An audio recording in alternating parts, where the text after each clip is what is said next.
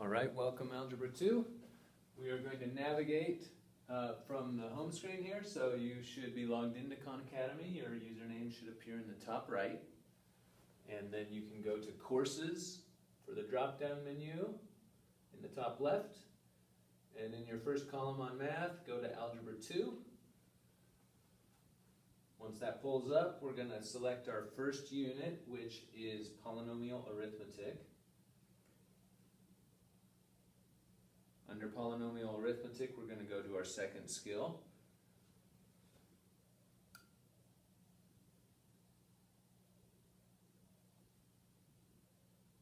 Which is average rate of change of polynomials, and we're going to do that one. Average rate of change of polynomials. Thinking back to Algebra 1, a rate of change as one variable changes, the other variable changes, that is known as the slope of a line, if you have a line, or in the case of functions like this where we're multiplying x repeatedly by itself, that gives us a curve, but we can find the average rate of change by figuring out what the line slope is between the original point on the left-hand side bound and the final point on the right-hand side bound for a given interval. So here's some interval notation. They give us a function, f of x, or our y value, is equal to x cubed minus 9x. And then they ask, over which interval does f have a positive average rate of change? Okay, so they give us some options here, 4 options. These are each intervals. The square bracket means that the x-coordinate is going from -4 equals x to -1 equals x. It includes x equals -4 and x equals -1. So all of these are like that. This one is the interval from x is -1 to x is 2. This is from x equals -2 to x equals 1. And this is from x equals -3 to x equals 3. So we need to find what the average rate of change is for each of those in order to answer the question. All right. Well, they only gave us x coordinates, so we have to come up with y coordinates. So f of -4 equals, we put -4 in wherever we find x, so we get -4 cubed minus 9 times -4. And then we need to know our right-hand bound where x is -1. So f of -1 equals -1 cubed minus 9 times -1. And we'll solve those. So -4 cubed is -64. A negative times a negative is positive. 9 times 4 is 36.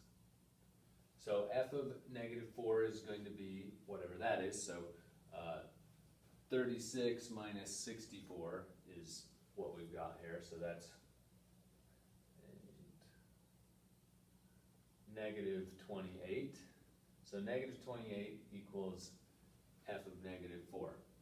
All right. Now, -1 cubed is -1. Minus 9 times -1, or -9 times -1 is positive 9. So my f of -1 is 8. All right, so that means I've got a point at -4, -28. And I've got another point at -1, 8. And I need to know what the average rate of change is. That is, what's the slope between those two lines? So we get slope is change in y over change in x. So to get our change in y, we do 8 minus -28.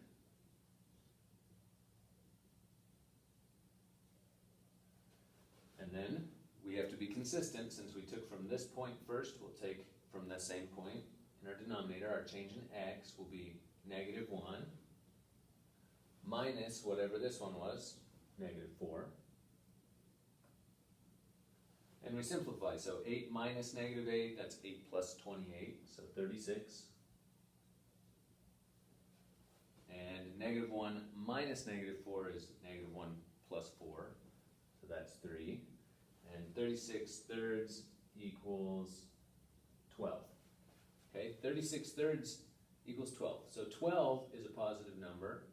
They asked, over which intervals does f have a positive rate of change? Well, this one has a positive rate of change, so we'll select it. Now we're going to have to go through that process for each of these. Okay. Our next one is -1, 2. Let's get rid of all of this stuff.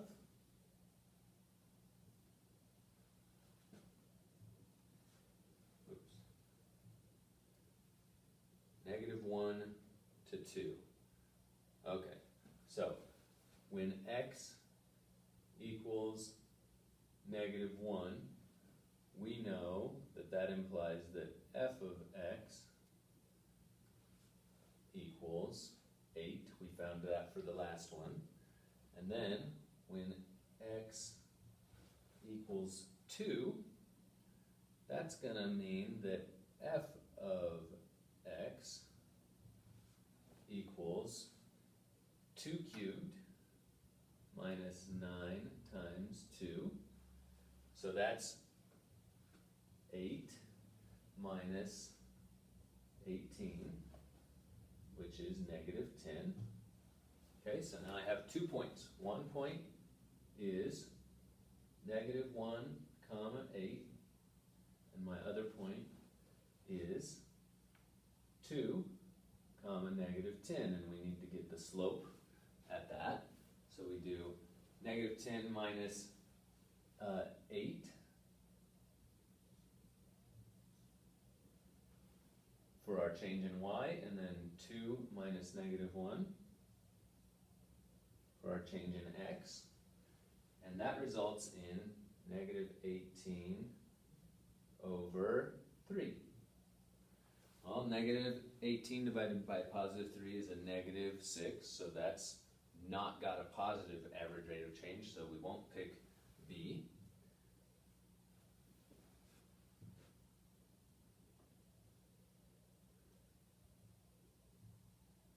Now, we'll delete all of that. Let's go look at our next x boundaries are from -2 to 1. So, f of -2, f of 1. When we put -2 in for x cubed, we get -8. When we put -2 in for x, we get -18, but we're subtracting that, so plus 18. That will be 10. F of 1, well, that 1 cubed is 1, minus 9 is 8. So we have points at -2, 10, and 1, 8. Now, we've got to get the slope of this. We don't actually have to find the slope because they didn't ask us for what the slope is. They just ask us is it positive or negative. So let's just look at the signs. Our change in y divided by our change in x. If we take 10 away from 8, we get a negative number. And then for our x's, if we take -2 away from 1, that's subtracting -2 is addition, so 1 plus 2 is positive. So positive plus a positive is positive. Now I've got a fraction, a negative divided by positive, that's a negative. So it's not a positive average rate of change, it's a negative average rate of change. So we're not picking C. Then our last one is -3, 3. -3, 3.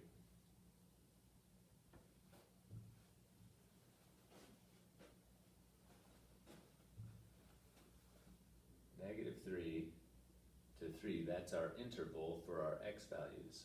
So we're going to have 2 points. One of them will have an x value of negative 3, and the other one will have an x value of 3.